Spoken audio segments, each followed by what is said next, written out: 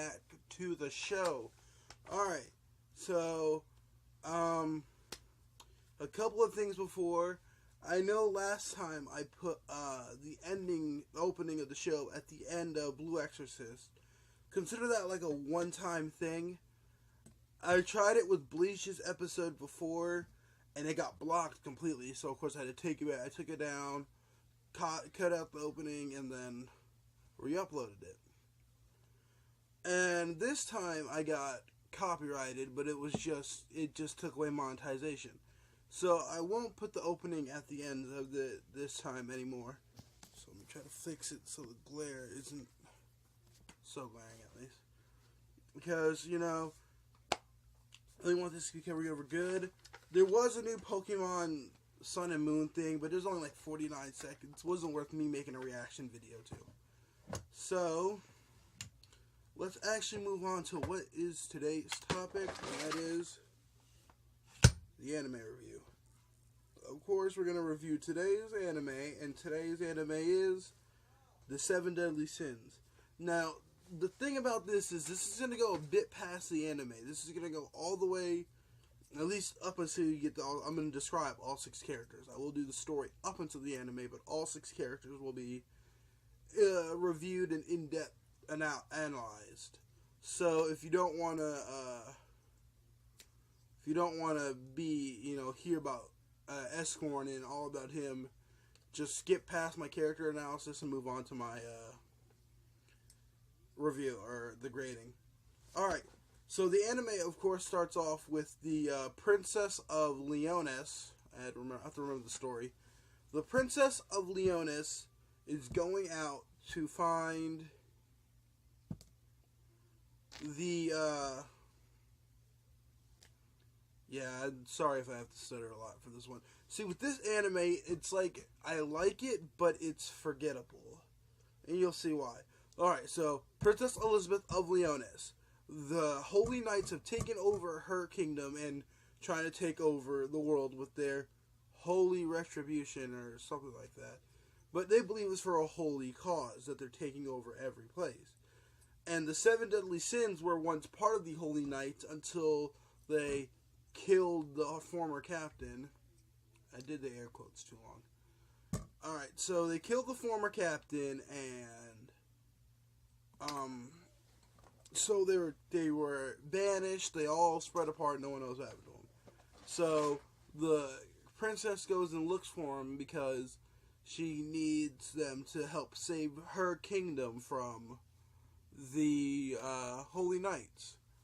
So, of course, she stumbles into a bar where we get our main character, who is now covered up by my face cam, Meliodas.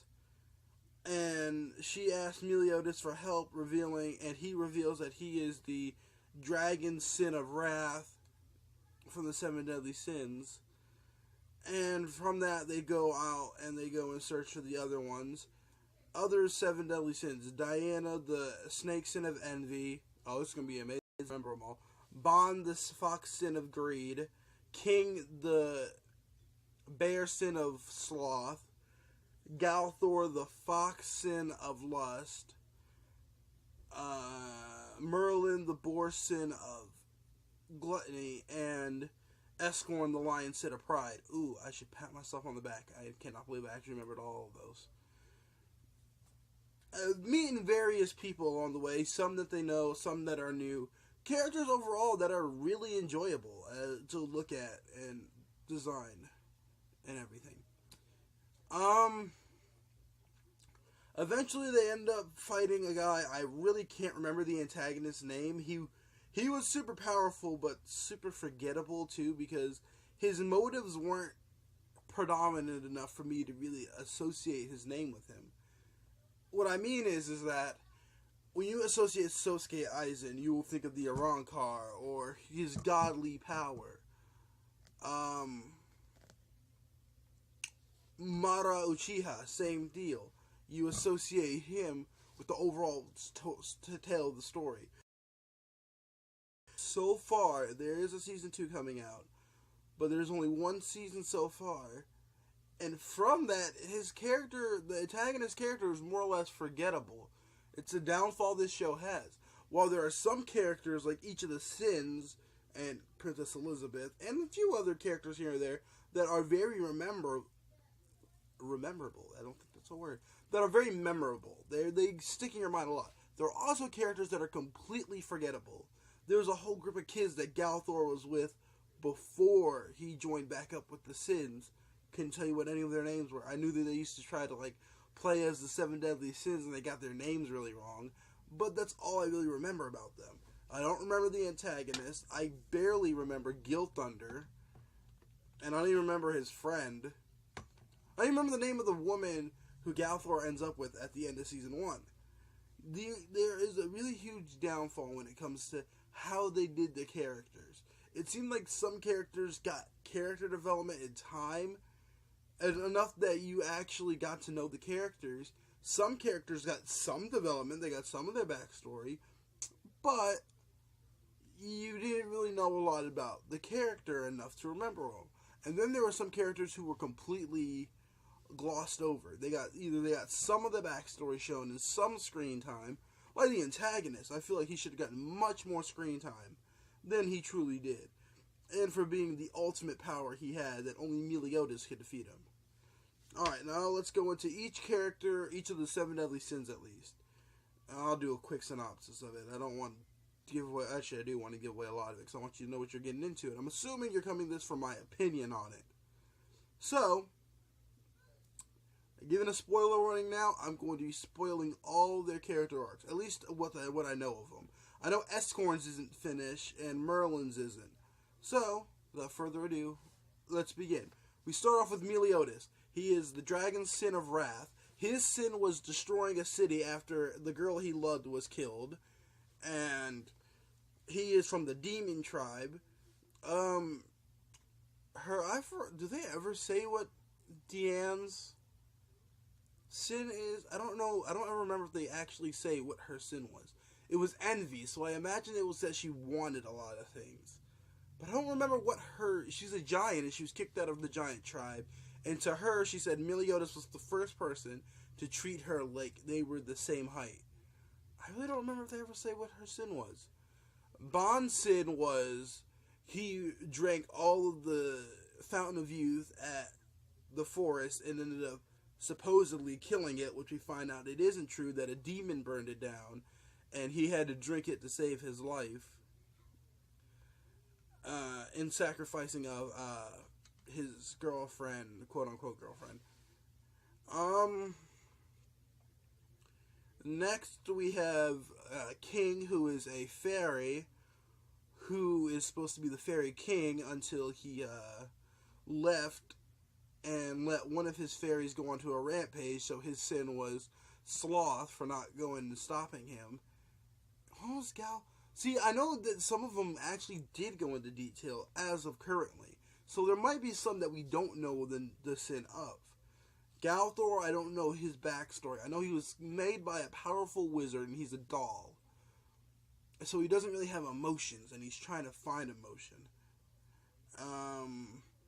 The boar sin Merlin, she was the one who betrayed them and knocked out Meliodas and made him forget his memories of the day they were exiled, and she believes that he'll forgive her because she has affection for him, leading on to Escorn, who is the lion sin of pride. Like I said, they don't explain what his sin is, but he has a power that he is very shrivelly and old during the night, I believe, and it was during the day he gets boosted strength and stuff. And he has affection for Merlin, and he has a crush on Merlin, and Merlin does not feel the same way about him. That's Avery. And then there's Elizabeth, who always is going to get the protagonist. But I don't know. It's kind of like the one time I don't ship the main love interest with the main protagonist, because, and I did omit this when I talked about Deanne. Deanne has feelings for Meliodas, and I felt like they should have ended up together, even though King has feelings for her, and this is starting to sound like a soap opera. But that's how it goes, and I'm not going to put my personal opinion on this. I'm going to give you the facts. So overall, I'm going to give this a B-. Lowest so far, I think, because I haven't reviewed any bad ones yet. Oh, those are coming, trust me. I'm going to re-review some of the old ones coming up soon. But yeah, I'm going to give this one a B-. For its huge, expansive story, especially because I've read the manga. And, it's characters that I really enjoy. There are characters that you end up forgetting, characters that you just don't like. Not that, there are some characters you're not supposed to like, but there are some characters that are just all around awful for no apparent reason. I remember the first city they go into, they treat this kid like crap for standing up for their village, and then he forgives them, and they forgive him by the end of it, and it felt like, I don't know, they were just horrible people. The knight came in there, drank their beer, said it tasted like horse piss. Oh, that's demonetization right there. Said it tastes like horse piss, and then spat on it. The kid then was trying to defend the village when no one else would, and then they get mad at him. They get mad at him for something a holy knight does, instead of being mad at the holy knight. And I could go on with some other characters who have done equally bad things. There was a doctor who poisoned Meliodas because his daughter was held hostage, but then seemed to have no remorse about it.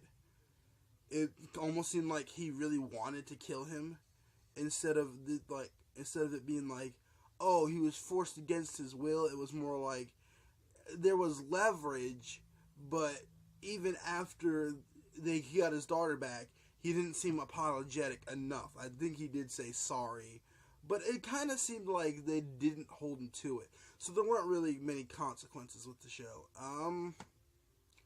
Yeah, there were characters that act downright horrible, which I guess could balance out the characters that act amazing and spectacular, like the 7 Deadly Sins. But also you get characters that aren't all that memorable. That's all I'm going to say, is that they're just forgetful stuff. Now, I did see this anime fairly recently. I saw this over my summer hiatus. So I think I would know a fair amount about this. But it's just a forgetful story overall.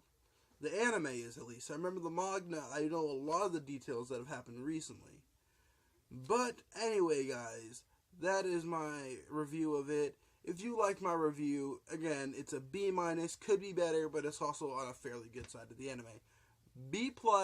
If you like this video, like, comment, subscribe. Always subscribe. I will always appreciate another person following the anime hero, and I will protect you from all of the horrible animes.